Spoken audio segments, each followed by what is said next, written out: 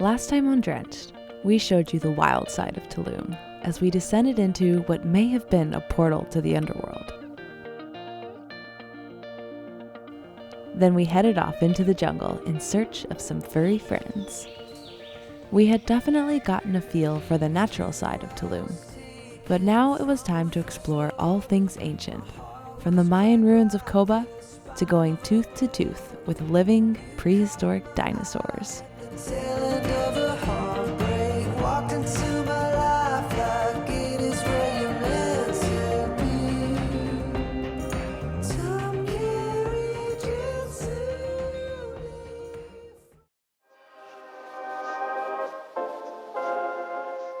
Welcome to Koba, one of the most influential civilizations of the Yucatan Peninsula.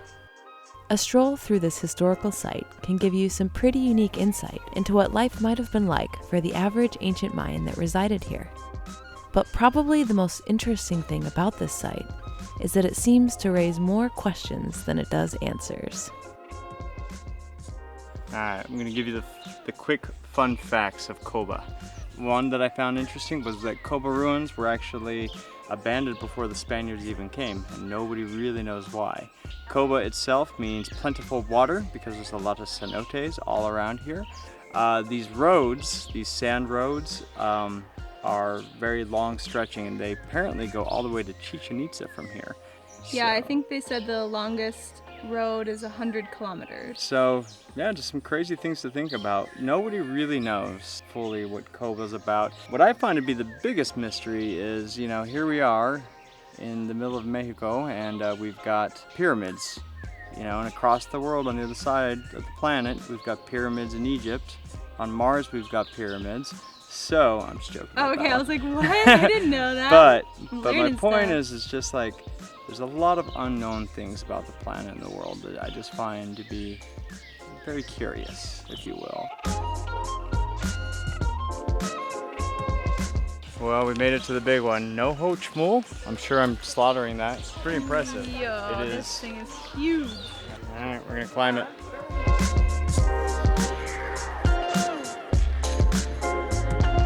Almost there. It's not so bad, actually. It's really not. It's just hot is all. Yeah. And there's like a million people around you, so it makes you feel kind of claustrophobic. Yeah, right? Look at this view.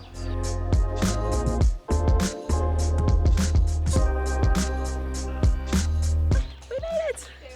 It is nothing but trees for as far as the eye can see. It is absolutely beautiful from up here.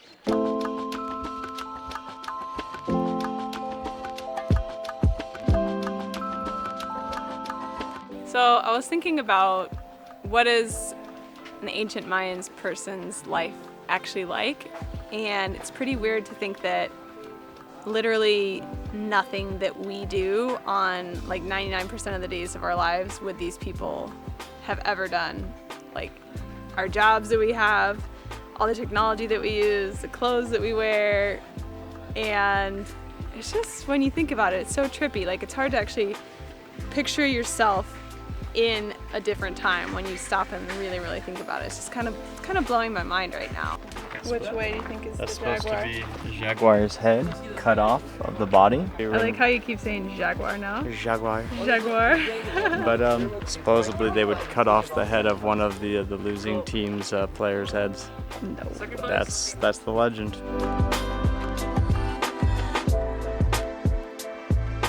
I'm actually blown away at how big the area is. For some reason, when I've seen pictures of the ruins, I kind of just assume that it's like one spot and like one building or one set of buildings. But Koba was actually a giant city, and during its heyday they had, I think, up to like over 50,000 people that lived in this city, and they built all these roads, and it's very impressive. We've been walking around for about an hour now, and I still don't think that we've come close to seeing all there is to see here. Woohoo! Taking a lazy way back. Yeah. So one of the things that we said we wanted to do before we came to Mexico was we wanted to go to these fish spas. So it's like these little teeny fish, and they eat all the dead skin off your feet. And we found one right here by the Koba ruins, so we're gonna We're gonna give our feet a little dip ski. I'm gonna say right now on a scale of 1 to 10, I'm gonna rate my feet at a softness level of about 4. So we'll see. Let's see if we can get these puppies up to an 8 or 9 by the end of this. I have the most ticklish feet ever, and I can't stand when people even touch them, let alone, so we'll see if I make it even like 2 seconds into this thing. Getting those feet primed up.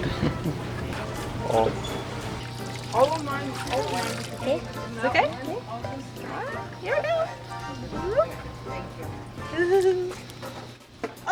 Oh my god. I don't know if I like it. Oh, they're hungry. They're so hungry.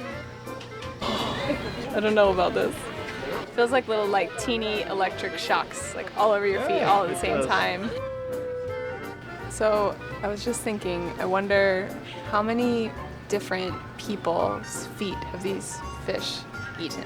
I don't know if it's gross or cool to think about how many. I think it's cool. I think it's cool, yeah. Sharing love. maybe It's all maybe love. 1,000 different people they've eaten a little bit of. Nate is conducting business calls here at the fish spa. Yeah, no, I get it. I don't. All right, well, I'm gonna do everything I can to keep every. Oh yeah. So soft. Yeah? Just Oh my god! look at his sparkling feet. Okay, we're about to embark on a very crazy adventure tonight, and we are going to go out with Kooks diving to do a night crocodile dive in a cenote. So pretty much at night, looking for big crocodiles to film from every angle. Gotta say, the more people we tell that we're going to be doing this, this is the one dive that people, say objection to. We've done crazy shark dives in the past. This seems to be the one thing that people say, I would not do that. So that's cool. We're gonna do it. We've been seeking out crocodile dives for whatever reason. I think it came to us when we were in the Everglades in Florida, and we looked up, is anybody diving with crocodiles? And of course in the US, they're not. We've found 2 places so far. One is in Cuba, which you have to do a liveaboard, super expensive, and the other one is right here. We're going to camp from the car and get into the water, try to be as quiet as possible, and we're gonna float to the main area of the cenote over there. The main area is kind of wide and big, like a big square. Okay, we're gonna be looking for the crocs first, and we're gonna shine into the surface to see the eyes. That's the way we found it. When we found it, we're gonna approach. I need to check first which position is the croc. It's very important, do not approach by the mouth, by the front. Okay, we're gonna approach to the side or from behind. So I need you, all of you, right next to me and behind of me. Okay? If we try to surround it, it's gonna feel like a trap it, like a danger. Yeah. And of course, it's gonna defend itself. Feeling good, feeling excited. I'm feeling a little bit of adrenaline. We were joined by some new friends of ours, Sarah from Girls at Scuba and Mike from Fearless and Far. Everybody start sending out your strongest crocodile vibes. Do your crocodile That's call. crocodile sound, right? You look like you're ready to tell some scary stories at the campfire. Tell you a few scary stories about diving with crocodiles at night. Ah! There's so many bugs in here. We are definitely in the mangroves. There's mosquitoes everywhere and there's bugs jumping all over my face. But yeah, so we just got in and we're gonna swim straight back that way through these narrow mangroves. Hopefully we don't see the crocodiles until we're ready to.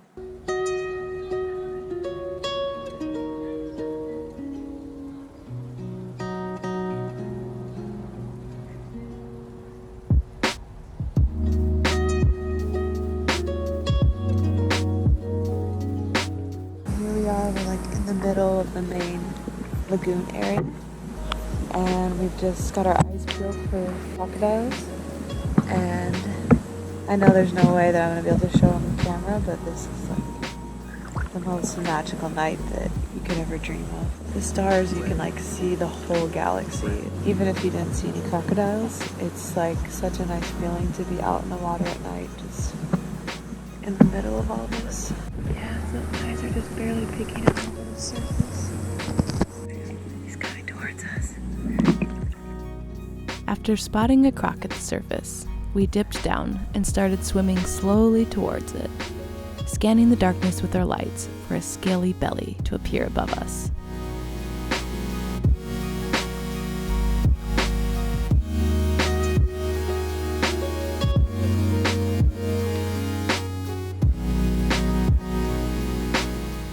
Like most encounters I've had with animals that have bigger teeth than me for the first time, there is undeniably a bit of nerves. But once you lay eyes on such a beautiful prehistoric creature, any fear simply melts away, and you are left wishing and hoping that you can get that much closer, and for the encounter to last that much longer.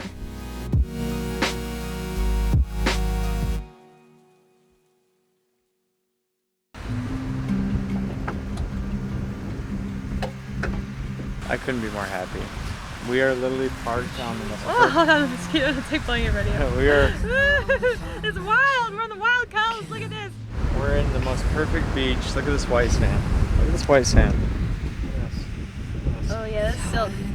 Silky sand right there. We got a tip to come. Hot tip. Hot tip, and we're the only people here on this beach. I'm very excited for the sun to come up and just shine. I know. I can't wait to see what it looks like in it's the gonna be daylight. perfect. We haven't even Dude, and been look at to this. the You beach. see this breeze? You see this? Yeah, We're not we're even gonna gonna need be- the fan, guys. You about to be snug as a bug in a rug? Yeah. Cool. Yeah. Should we set up shop? Today was the most perfect day. I woke up on a beautiful nature preserve. We went and found the monkeys.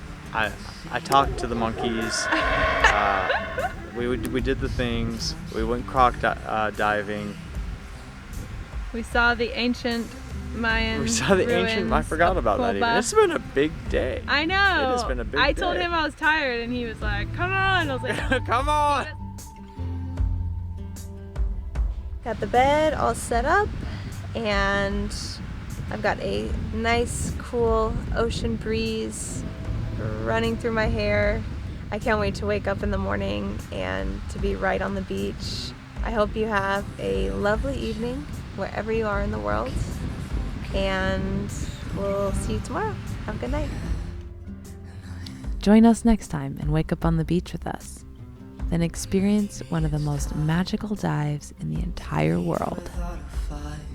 I know